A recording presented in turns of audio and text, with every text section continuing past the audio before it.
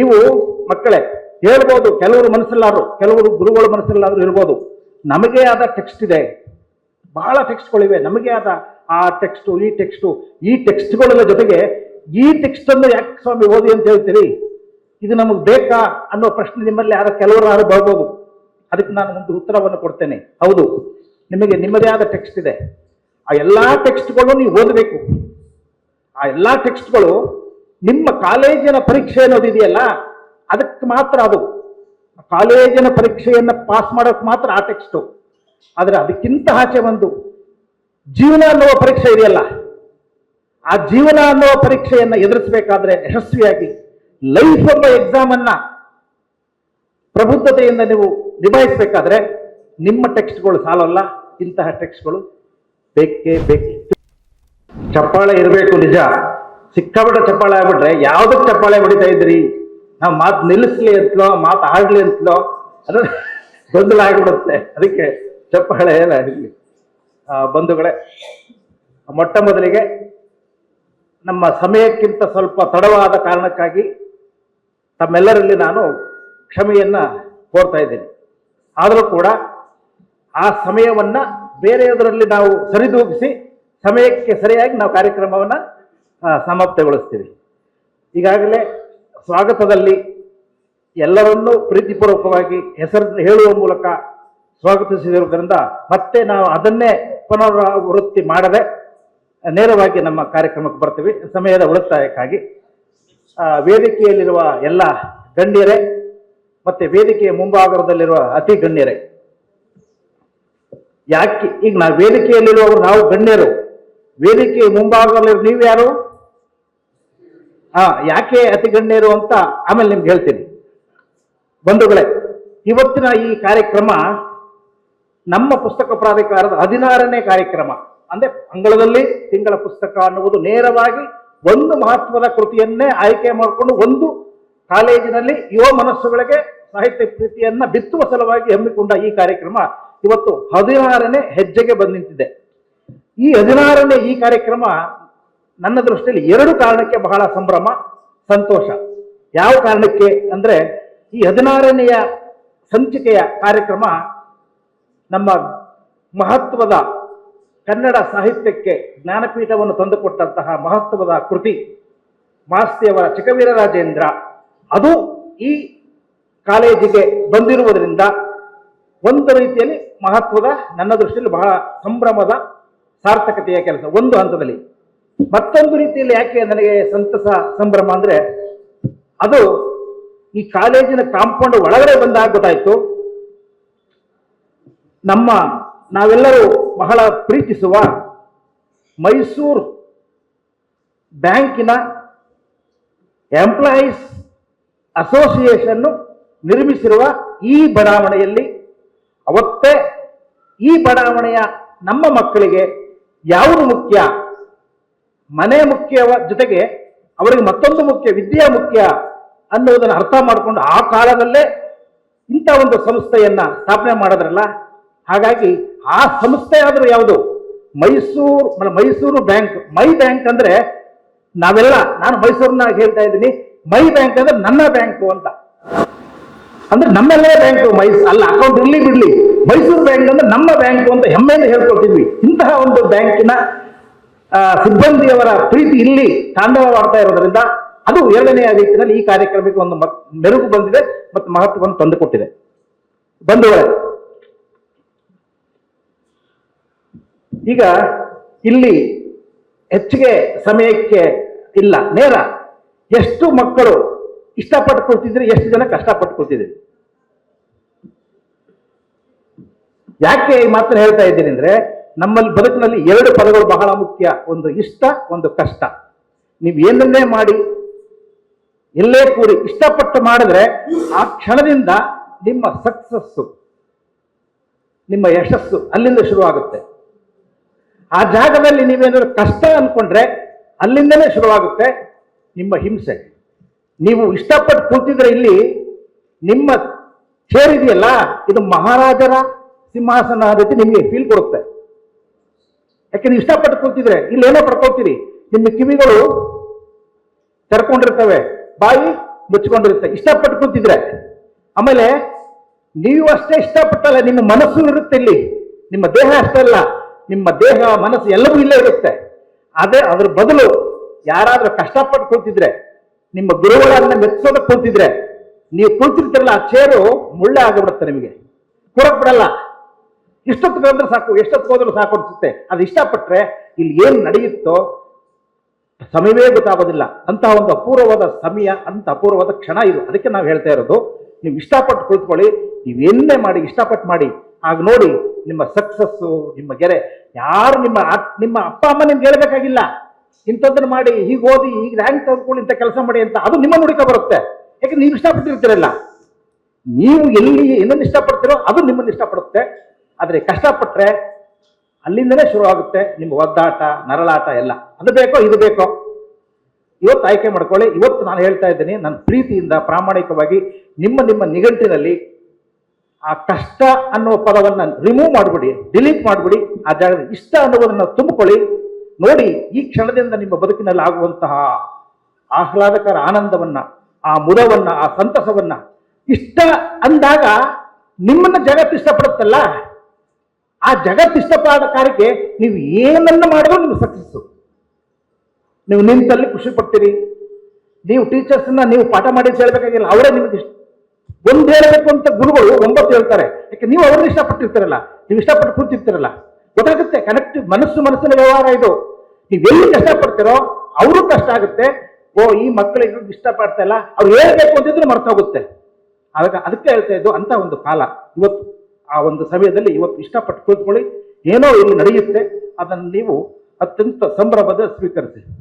ನೀವು ಮಕ್ಕಳೇ ಹೇಳ್ಬೋದು, ಕೆಲವರು ಮನಸ್ಸಲ್ಲಾದ್ರು, ಕೆಲವರು ಗುರುಗಳ ಮನಸ್ಸಲ್ಲಾದ್ರು ಇರ್ಬೋದು, ನಮಗೆ ಆದ ಟೆಕ್ಸ್ಟ್ ಇದೆ, ಬಹಳ ಟೆಕ್ಸ್ಟ್ಗಳಿವೆ, ನಮಗೆ ಆದ ಆ ಟೆಕ್ಸ್ಟು, ಈ ಟೆಕ್ಸ್ಟ್ಗಳ ಜೊತೆಗೆ ಈ ಟೆಕ್ಸ್ಟ್ ಅನ್ನು ಯಾಕೆ ಸ್ವಾಮಿ ಓದಿ ಅಂತ ಹೇಳ್ತೀರಿ, ಇದು ನಮಗೆ ಬೇಕಾ ಅನ್ನೋ ಪ್ರಶ್ನೆ ನಿಮ್ಮಲ್ಲಿ ಕೆಲವರು ಬರ್ಬೋದು. ಅದಕ್ಕೆ ನಾನು ಒಂದು ಉತ್ತರವನ್ನು ಕೊಡ್ತೇನೆ. ಹೌದು, ನಿಮಗೆ ನಿಮ್ಮದೇ ಆದ ಟೆಕ್ಸ್ಟ್ ಇದೆ. ಆ ಎಲ್ಲಾ ಟೆಕ್ಸ್ಟ್ಗಳು ನೀವು ಓದಬೇಕು. ಆ ಎಲ್ಲಾ ಟೆಕ್ಸ್ಟ್ಗಳು ನಿಮ್ಮ ಕಾಲೇಜಿನ ಪರೀಕ್ಷೆ ಅನ್ನೋದಿದೆಯಲ್ಲ, ಅದಕ್ಕೆ ಮಾತ್ರ ಅದು. ಕಾಲೇಜಿನ ಪರೀಕ್ಷೆಯನ್ನು ಪಾಸ್ ಮಾಡೋಕೆ ಮಾತ್ರ ಆ ಟೆಕ್ಸ್ಟು. ಆದರೆ ಅದಕ್ಕಿಂತ ಆಚೆ ಒಂದು ಜೀವನ ಅನ್ನುವ ಪರೀಕ್ಷೆ ಇದೆಯಲ್ಲ, ಆ ಜೀವನ ಅನ್ನುವ ಪರೀಕ್ಷೆಯನ್ನು ಎದುರಿಸಬೇಕಾದ್ರೆ ಯಶಸ್ವಿಯಾಗಿ ಲೈಫ್ ಎಂಬ ಎಕ್ಸಾಮ್ ಅನ್ನ ಪ್ರಬುದ್ಧತೆಯಿಂದ ನೀವು ನಿಭಾಯಿಸಬೇಕಾದ್ರೆ ನಿಮ್ಮ ಟೆಕ್ಸ್ಟ್ಗಳು ಸಾಲಲ್ಲ, ಇಂತಹ ಟೆಕ್ಸ್ಟ್ಗಳು ಬೇಕೇ ಬೇಕು. ತಿಳ್ಕೊಬಿಡಿ. ಅದಕ್ಕೋಸ್ಕರವಾಗಿ ನಾವು ಏನ್ ಮಾಡಿದ್ದೀವಿ ಅಂದ್ರೆ, ನಿಮ್ಮಲ್ಲಿರುವುದಕ್ಕೆ ನಾವು ಬಂದಿದ್ದೀವಿ. ನಮಗೆ ಕಾರ್ಯಕ್ರಮ ಮಾಡೋದಕ್ಕೆ ಬೇರೆ ಕೆಲಸ ಇಲ್ಲ ಅಂತಲ್ಲ, ಬೇಕಾದಷ್ಟಿದೆ ಯೋಜನೆ. ಆದ್ರೆ ಅದೆಲ್ಲವನ್ನು ಬಿಟ್ಟು ಅಂಗಳದಲ್ಲಿ ತಿಂಗಳ ಪುಸ್ತಕ ಅನ್ನುವುದನ್ನೇ ಆಯ್ಕೆ ಮಾಡಿಕೊಂಡು ಪ್ರತಿ ಒಂದು ಕಾಲೇಜ್ನಲ್ಲೂ ಕೂಡ ಬರ್ತಾ ಇದ್ದೀವಿ. ಅಂದ್ರೆ ನೀವು ನಮ್ಮ ವಾರಸುದಾರರು. ಇಲ್ಲಿ ಕೂತಿದ್ರಲ್ಲ, ನಾವಲ್ಲ, ನೀವು ನಮ್ಮ ವಾರಸುದಾರರು. ನಿಮಗೆ ನಾವೇನನ್ನು ಬಿತ್ತೀವೋ ಅಲ್ಲಿ ನಮ್ಮ ಸಾರ್ಥಕತೆ ಅಡಗಿದೆ. ನಾವೇನನ್ನು ಕೊಡ್ತೀವೋ, ನೀವು ಎಷ್ಟು ಪ್ರಮಾಣದಲ್ಲಿ ನೀವು ಬೆಳೆಸ್ತೀರೋ ಅಲ್ಲಿ ನಿಮ್ಮ ಬದುಕಿನ ಉನ್ನತಿ ಪ್ರಾರಂಭ ಆಗುತ್ತೆ. ನೀವು ಹೇಳ್ಬೋದು ಯಾಕೆ ಯಾಕೆ ಯಾಕೆ ಅಂತ. ಜೀವನಕ್ಕೆ ಜೀವತ್ವವನ್ನು ತುಂಬುವ ಶಕ್ತಿ ಏನಾದರೂ ಇದ್ರೆ ಅದು ಸಾಹಿತ್ಯಕ್ಕೆ ಮಾತ್ರ, ಯಾವುದಕ್ಕೂ ಇಲ್ಲ. ತಿಳ್ಕೊಬಿಡಿ, ನಿಮಗೆ ಗೊತ್ತಾಗಲ್ಲ ಹೇಗೆ ಅನ್ನೋದ್ರೆ ನೀವು ಹೋಗ್ತಾ ಹೋಗ್ತಾ ಹೋಗ್ತಾ ಗೊತ್ತಾಗುತ್ತೆ. ಹೀಗೆ ಒಂದೊಂದು ಸಂದರ್ಭ ಬಂದಾಗ ಏನೇನೋ ಮಾಡ್ತಿದ್ವಲ್ಲ, ನಾವು ಕೂಡ ನಿಮ್ಮ ತರನೇ ಕೇಳಿ ಕೇಳಿ ಕೇಳಿ ಅನ್ನೋರು. ನಾವು ಕೆಲವಷ್ಟೇ ಕೇಳ್ಕೊತಿದ್ದವರು. ನಮ್ಮ ಅಕ್ಕಪಕ್ಕ ಇರ್ತಿದ್ರಲ್ಲ, ನೋಡ ಅಲ್ಲಿ ಮಾತಾಡ್ತಿದ್ದಾರಲ್ಲ, ಹಂಗೆ ಏನೋ ಹೇಳಿದ್ರೆ ಏನೋ ಮಾಡೋರು. ಆದ್ರೆ ಅವರು ಅಲ್ಲಿ ಅಕ್ಕಪಕ್ಕ ಮಾತಾಡ್ತಿದ್ರಲ್ಲ, ಅವರು ಅವರು ಬದುಕ್ತಾ ಇದ್ದಾರೆ, ಎಲ್ಲಿದ್ದಾರೆ ಹೇಗಿದ್ದಾರೆ ಗೊತ್ತಿಲ್ಲ. ಆದ್ರೆ ನಾವು ಕೇಳಿಸ್ಕೊಂಡವಲ್ಲ, ಏನೋ ಹೇಳ್ತಾವ್ರ ನಮ್ಮ ಗುರುಗಳು, ನಾವು ಕೇಳಿಸ್ಕೋಬೇಕು ಅಂತ ನಾವು ಕೇಳಿಸ್ಕೊಂಡು ಇಲ್ಲೆಲ್ಲ ಕೂತಿದ್ದೀವಿ.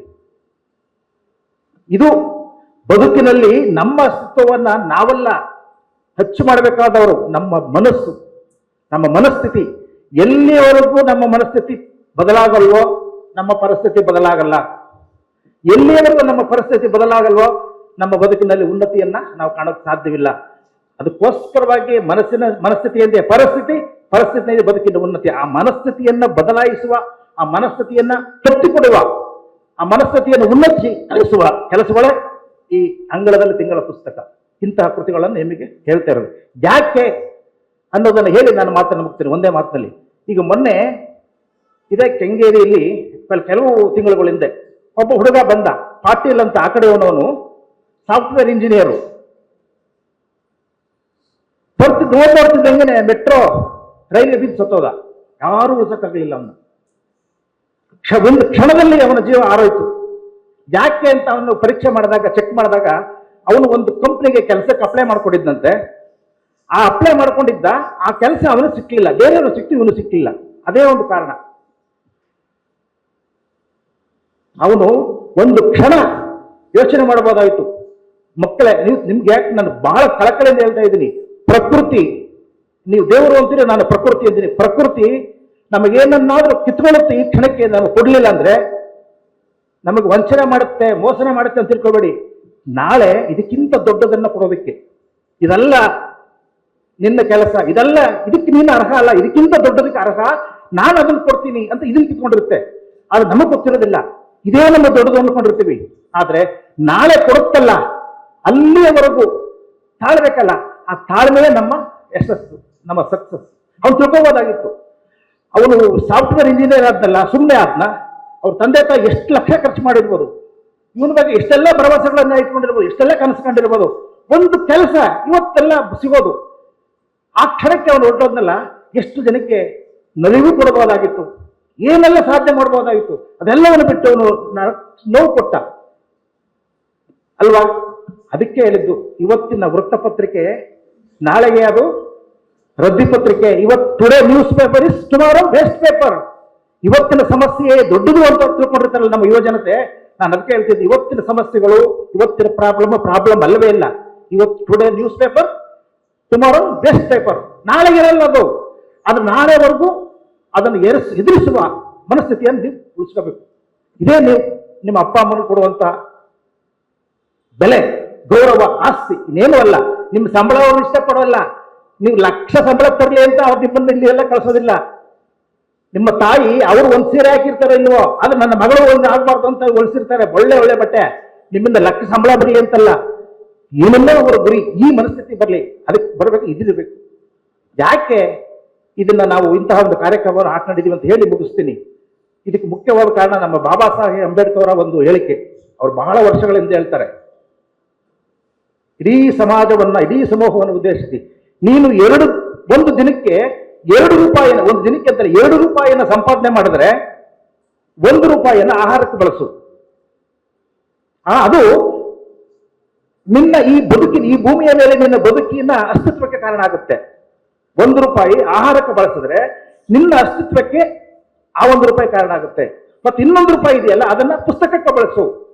ಪುಸ್ತಕ ಅಂದ್ರೆ ಕೇವಲ ಅಕ್ಷರಗಳ ಬಿಟ್ಟಲ್ಲ, ಹಾಳೆಗಳ ಇದಲ್ಲ, ಅದೊಂದು ಜ್ಞಾನದ ಆಗರ, ಅರಿವಿನ ಸಾಗರ. ಆ ಅರಿವಿನ ಸಾಗರವಾದಂತಹ ಬೆಳಕು, ಅದನ್ನ ನೀನು ಬಳಸಿದ್ರೆ, ತಗೊಂಡ್ರೆ ಈ ನಿನ್ನ ಬದುಕಿಗೆ ಒಂದು ಬೆಳಕಾಗುತ್ತೆ. ಯಾಕೆ ಇದು ಬೇಕು ಅಂದ್ರೆ, ನಮ್ಮ ಯುವ ಜನರಿಗೆ ಅವರು ಅಂಬೇಡ್ಕರ್ ಮತ್ತೆ ಹೇಳ್ತಾರೆ, ನಾವೆಲ್ಲರೂ ಇಲ್ಲಿಗೆ ಬಂದದ್ದು ಬದುಕನ್ನು ಬದುಕುವ ಸಲುವಾಗಿ. ಬದುಕನ್ನ ಬದುಕುವುದು ಒಂದು ಕಲೆ, ಬದುಕನ್ನು ಕೆದಕುವುದು ಒಂದು ಲೀಲೆ. ಬದುಕನ್ನ ಬದುಕುವ ಕಲೆಯನ್ನ ನಾವು ಕಲಿಯಲಾರದ ಕಾರಣಕ್ಕಾಗಿ ಬದುಕನ್ನ ಕೆದಕ್ತಾ ಹೋಗ್ತೀವಿ. ಆದ್ರೆ ಅಂಬೇಡ್ಕರ್ ಹೇಳ್ತಾರೆ, ಬದುಕನ್ನು ಕೆದಕುವುದಕ್ಕಲ್ಲ ನಾವು ಬಂದಿರೋದು, ಬದುಕನ್ನು ಬದುಕುವುದಕ್ಕಾಗಿ. ಬದುಕನ್ನ ಬದುಕಬೇಕಾದ್ರೆ ನೀವು ಪುಸ್ತಕ ಓದು. ಪುಸ್ತಕ ಮಾತ್ರ ನಿನಗೆ ಬದುಕುವ ಕಲೆಯನ್ನು ಕಲಿಸುತ್ತೆ. ಅವ್ರು ಹೇಳ್ತಾರೆ ಮುಂದುವರೆದು, ನಮ್ಮ ಶಾಲಾ ಕಾಲೇಜುಗಳು ನಿಮಗೆ ಕಲಿಸಲ್ಲ, ಅದ್ರ ಬಗ್ಗೆ ಏನೆಲ್ಲ ಕಲಿಸುತ್ತೆ, ಹಿಸ್ಟ್ರಿ ಏನಿಲ್ಲ. ನೀನು ಬದುಕನ್ನು ಹೇಗೆ ಎದುರಿಸಬೇಕು, ಬದುಕಿನಲ್ಲಿ ಹೇಗೆ ಗೆಲ್ಲಬೇಕು ಅನ್ನೋದನ್ನ ಶಾಲಾ ಕಾಲೇಜಿನ ಗುರುಗಳು ಹೇಳ್ಕೊಡಲ್ಲ. ಯಾಕೆಂದ್ರೆ ಅವ್ರ ಗುರುಗಳು ಅವ್ರಿಗೆ ಹೇಳ್ಕೊಟ್ಟಿರಲ್ಲ. ಅದೇ ರೀತಿ ನಿಮ್ಮ ಅಪ್ಪ ಅಮ್ಮನೇ ಹೇಳ್ಕೊಡಲ್ಲ. ಅಂಬೇಡ್ಕರ್ ಅವರು ಹೇಳೋದು ಅದು ಬಿಟ್ಟು ಎಲ್ಲವನ್ನೂ ಕೊಡ್ತಾರೆ ನಿಮಗೆ. ಬದುಕನ್ನು ಎದುರಿಸುವುದು, ಬದುಕನ್ನು ಗೆಲ್ಲುವುದು, ಬದುಕನ್ನು ಬದುಕು ಹೇಳ್ಕೊಡಲ್ಲ. ಆಸ್ತಿ ಮಾಡ್ಕೊಡ್ತಾರೆ, ಸೈಟ್ ತಗೊಡ್ತಾರೆ, ಮನೆ ಕಟ್ಕೊಡ್ತಾರೆ, ಮದುವೆ ಮಾಡ್ತಾರೆ. ಯಾಕೆ ಬದುಕನ್ನು ಬದುಕು ಕಲೆಯನ್ನು ಅವ್ರು ಹೇಳ್ಕೊಟ್ಟಾರೆ, ಅವರ ಅಪ್ಪ ಅಮ್ಮ ಅವ್ರಿಗೆ ಹೇಳ್ಕೊಟ್ಟಿರಲ್ಲ. ಆದ್ರೆ ಯಾರೂ ಹೇಳ್ಕೊಡೋದನ್ನ ಸಾಹಿತ್ಯ ಕಲಿಸ್ಕೊಡುತ್ತೆ. ಅದಕ್ಕೆ ಅಂಬೇಡ್ಕರ್ ಹೇಳ್ತಾರೆ, ಸಾಹಿತ್ಯ ಮಾತ್ರ ನಮಗೆ ಬದುಕೋದನ್ನ ಕಳಿಸೋದು, ಓದಿ ಓದಿ ಅಂತಾರೆ. ಅದಕ್ಕೆ ಒಂದು ವಚನವನ್ನು ಹೇಳಿ ನಾನು ಬಿಡ್ತೀನಿ, ಹೇಗೆ ನಮ್ಮನ್ನ ಕಟ್ಟಿಕೊಡುತ್ತೆ ನಮ್ಮ ಸಾಹಿತ್ಯ ಅಂತ. ನೋಡಿ, ಅಕ್ಕ ಮಹಾದೇವಿ ಒಂದು ವಚನ ಇದೆ, ಬೆಟ್ಟದ ಮೇಲೊಂದು ಮನೆಯ ಮಾಡಿ ಮೃಗ ಕಗಗಳಿಗಂಜಿದೊಡೆಂತೆಯ, ಸಂತೆಯೊಳಗೊಂದು ಮನೆಯ ಮಾಡಿ ಶಬ್ದಗಳಿಗೆ ನಾಚಿದೊಡೆಂತೆಯ, ಸಮುದ್ರದ ತಡೆಯಲ್ಲೊಂದು ಮನೆಯ ಮಾಡಿ ಶಬ್ದಗಳಿಗೆ ಅಂಜಿದೊಡೆಂತೆಯ ಅಂತ ಹೇಳ್ತಾರೆ ನಮ್ಮ ಅಕ್ಕ. ಅಕ್ಕಮಹಾದೇವಿ ವಚನ. ಅದಿಷ್ಟೇ, ಇನ್ನೇನು ಅಲ್ಲ. ನಾವು ಬಂದಿರೋದು ಇಲ್ಲಿ ಭೂಮಿ ಮೇಲೆ, ಬೆಟ್ಟ ಇದು, ಆ ಬೆಟ್ಟದ ಮೇಲೆ ನಾವಿರೋದು. ಇಲ್ಲಿ ಮೃಗಗಳಿಲ್ಲದೆ, ಖಗಗಳಿಲ್ಲದೆ ಇನ್ನೇನಿರುತ್ತದೆ? ಆ ಸಮಸ್ಯೆಗಳನ್ನೇ ನಾವು ಸಮಸ್ಯೆಗಳನ್ನು ತಗೋಬಾರದು, ಸವಾಲುಗಳನ್ನು ತೆಗೆದುಕೊಳ್ಬೇಕು. ಸಮಸ್ಯೆಗಳನ್ನು ಸವಾಲು ಮಾಡಿಕೊಂಡಾಗ ಅದು ನಮಗೆ ಮೆಟ್ಟಲಾಗುತ್ತೆ ಮುಂದಿನ ಹೆಜ್ಜೆಗೆ. ಆದರೆ ಸಮಸ್ಯೆಗಳೇ ಅಂತ ತೆಗೆದುಕೊಂಡಾಗ ಅದು ನಮ್ಮ ಮೇಲೆ ಸವಾರಿ ಮಾಡಿಬಿಡುತ್ತೆ ಅನ್ನೋದು ಅವತ್ತು ಅಕ್ಕನ ವಚನದ ಉದ್ದೇಶ. ಅದಕ್ಕೋಸ್ಕರ ಹೇಳ್ತಾರೆ, ಸಂತೆಯೊಳಗೊಂದು ಮನೆಯ ಮಾಡಿ. ಸಂತೆಯಲ್ಲಿ ಶಬ್ದವೇ ಇರೋದು. ನೀವು ಯಾರು ಏನ್ ಬೇಕಾದ್ರೂ ಹಂಚಬಹುದು, ಚುಚ್ಚಬಹುದು, ಹೀಯಾಳಿಸ್ಬೋದು. ಅದನ್ನೇ ಸವಾಲಾಗಿ ತೋರ್ಕೊಳ್ಳಿ. ಯಾಕೆಂದ್ರೆ ನೀವು ಬಂದ್ರೆ ಇಲ್ಲಿ ಬದುಕೋದಕ್ಕೆ ಬದುಕನ್ನ. ಇದು ಅಕ್ಕಮಹಾದೇವಿ ವಚನ. ಈ ವಚನವನ್ನ ಹೇಳುವಂತ, ಈ ವಚನ ನಮ್ಮ ಬದುಕಿಗೆ ಬೀರುವಂತ ಬೆಳಕನ್ನ ಯಾವುದರಿಂದಲೂ ಸಿಗೋಕ್ ಸಾಧ್ಯವಿಲ್ಲ. ಅದಕ್ಕೆ ಹೇಳ್ತಾ ಇರೋದು ನಾನು, ಈ ಉದ್ಘಾಟನಾ ಭಾಷಣ ಅನ್ನುವುದು ಭಾಷಣವಲ್ಲ. ಇಷ್ಟನ್ನ ನನಗೆ ಹೇಳ್ಬೇಕಾಗಿತ್ತು. ಅದರ ನಿಟ್ಟಿನಲ್ಲಿ ನಿಮ್ಮ ಬದುಕನ್ನ ಕನೆಕ್ಟ್ ಮಾಡಬೇಕಾಗಿತ್ತು. ಇಷ್ಟನ್ನ ಮಾಡಿ ಸಾಕು. ಎಲ್ಲರನ್ನೂ ಇಷ್ಟಪಡಿ, ಪ್ರತಿಯೊಂದನ್ನು ಇಷ್ಟಪಡಿ. ಬದುಕು ನಿಮ್ಮನ್ನು ಇಷ್ಟಪಡುತ್ತೆ. ನೀವು ಉದ್ಯೋಗಕ್ಕೆ ನೀವು ಅಲಿಬೇಕಾಗಿಲ್ಲ, ಉದ್ಯೋಗ ನಿಮ್ಮನ್ನ ಹುಡುಕೊಂಡು ಬರುತ್ತೆ. ಯಾಕೆ ನೀವು ಇಷ್ಟಪಟ್ಟಿರ್ತೀರಲ್ಲ. ನೀವು ಒಳ್ಳೆ ಗಂಡ ಬೇಕು ಅಂತ ನೀವು ಹುಡುಕೊಂಡು ಹೋಗಬೇಕಾಗಿಲ್ಲ, ಆ ಗಂಡ ನಿಮ್ಮನ್ನು ಹುಡುಕೋ ಬರ್ತಾನೆ. ಯಾಕೆ ನೀವು ಇಷ್ಟಪಟ್ಟಿರ್ತೀರಲ್ಲ. ಪ್ರಕೃತಿ ಕೊಡುತ್ತೆ. ಉದ್ಯೋಗ, ಎಲ್ಲವೂ ಬರುತ್ತೆ ಯಾವಾಗ ನೀವು ಪ್ರಾಮಾಣಿಕವಾಗಿ ಇಷ್ಟಪಟ್ಟಾಗ, ಪರಿಶುದ್ಧತೆಯಿಂದ ಪ್ರೀತಿಸಿದಾಗ. ಆ ಇಷ್ಟಪಡುವುದನ್ನ, ಅದು ಒಂದು ಕಲೆ, ಅದನ್ನು ಕಲಿರಿ. ಇಡೀ ಜಗತ್ತು ಇಷ್ಟಪಡುತ್ತೆ. ಈ ಸಂಸ್ಥೆಗೆ ನೀವು ದೊಡ್ಡ ಆಸ್ತಿ ಆಗ್ತೀರಿ. ಈ ಸಂಸ್ಥೆಯವರು ನಿಮ್ಮನ್ನು ನೋಡ್ಕೋಬೇಕು. ಇಂಥವೋ ನನ್ನ ವಿದ್ಯಾರ್ಥಿ, ಇಂಥವೋ ನನ್ನ ವಿದ್ಯಾರ್ಥಿ ಅನ್ನೋದು ಹೇಳ್ಕೋಬೇಕು. ಆ ಮಟ್ಟಕ್ಕೆ ನೀವು ಹೋಗ್ತೀರಿ. ಆ ಮಟ್ಟಕ್ಕೆ ಓದಿ ಅನ್ನೋದೇ ನಮ್ಮ ಇಂತಹ ಕಾರ್ಯಕ್ರಮಗಳ ಉದ್ದೇಶ. ಹಾಗಾಗಿ ಅದಕ್ಕೆ ಹೇಳಿದ್ದು, ಇವತ್ತಿನ ಈ ಕಾರ್ಯಕ್ರಮ ನನಗೆ ತುಂಬಾ ಸಂತಸವನ್ನು ತಂದಿದೆ, ಆನಂದವನ್ನು ತಂದಿದೆ. ಆ ನಿಟ್ಟಿನಲ್ಲಿ ನನ್ನ ಕೆಲ ಮಾತನ್ನ ಇಷ್ಟೊಂದು ಪ್ರೀತಿಯಿಂದ ಕೇಳಿದ ಎಲ್ಲರಿಗೂ ಧನ್ಯತೆಗಳನ್ನ ತಿಳಿಸಿ ನನ್ನ ಮಾತನ್ನು ಮುಗಿಸ್ತಾ ಇದ್ದೇನೆ. ಜೈ ಹಿಂದ್, ಜೈ ಕರ್ನಾಟಕ.